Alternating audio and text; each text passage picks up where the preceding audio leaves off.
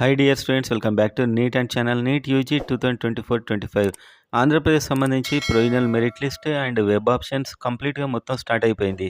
కానీ తెలంగాణ స్టూడెంట్స్కి మాత్రం మెరిట్ లిస్టు ఒకటి అప్లైడ్ లిస్ట్ మాత్రమే వచ్చింది.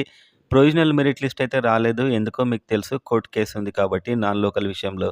సో దాని గురించి ఇప్పుడు ఏపీ వెబ్ ఆప్షన్స్ రాగానే తెలంగాణ స్టూడెంట్స్ చాలామంది కామెంట్లో అడిగారు. నన్ను పర్సనల్గా వాట్సాప్లో మెంటర్షిప్లో ఉన్న స్టూడెంట్స్ అయినా వాట్సాప్లో అయినా అడుగుతూ ఉన్నారు.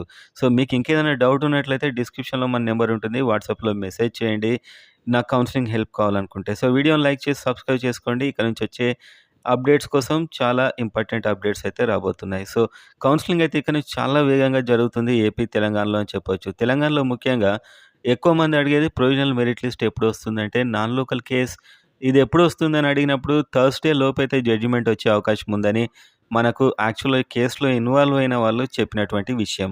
సో థర్స్డే బిఫోర్, అంటే థర్స్డే ఆర్ దానికంటే బిఫోరే ఇది అయిపోతుంది అని చెప్పైతే ఇన్ఫర్మేషన్ నా దగ్గర ఉంది. సో ఈ ఇన్ఫర్మేషన్ నేను ప్రతి ఒక్కరికి చెప్పలేక ఈ విధంగా డైరెక్ట్ చెప్తున్నాను. ఆ తర్వాత అత్యంత వేగంగా కౌన్సిలింగ్ అయితే జరుగుతుంది.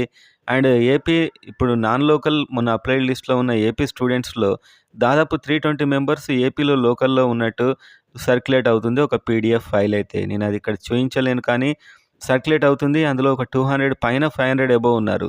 సో ఆ నాన్ లోకల్ కేటగిరీ స్టూడెంట్స్ ఉంటారా? ఉండరా? అనేది ఇప్పుడు చాలా సందేహం. సో వాళ్ళకి ఏపీలో లోకల్ వచ్చినట్లయితే ఆ పీడీఎఫ్ ఫైల్‌లో ఉంది. సో ఈ విధంగా వాళ్ళు వెళ్ళిపోయినట్లయితే ఒకవేళ వాళ్ళకి ఏ విధమైన కేటగిరీ ఇస్తారు? నాన్ లోకల్ అయితే తెలంగాణలో లేదు. సో తెలంగాణలో ఈసారి నాన్ లోకల్ లేదు కాబట్టి చాలా పాజిటివ్ అంశం తెలంగాణ స్టూడెంట్స్‌కి. అండ్ ఒక 4 కొత్త కాలేజీలు రావడం కూడా, ఒక 200 సీట్స్ అయినా కూడా చాలా పెద్ద విషయమే ఇది. సో ఈ విధంగా తెలంగాణలో కట్ ఆఫ్స్ కొంచెం కంట్రోల్‌లోనే ఉంటాయి ఈ 2 అంశాల వల్ల. థర్స్‌డే లోపే ఈ జడ్జిమెంట్ గుర్తుపెట్టుకోండి.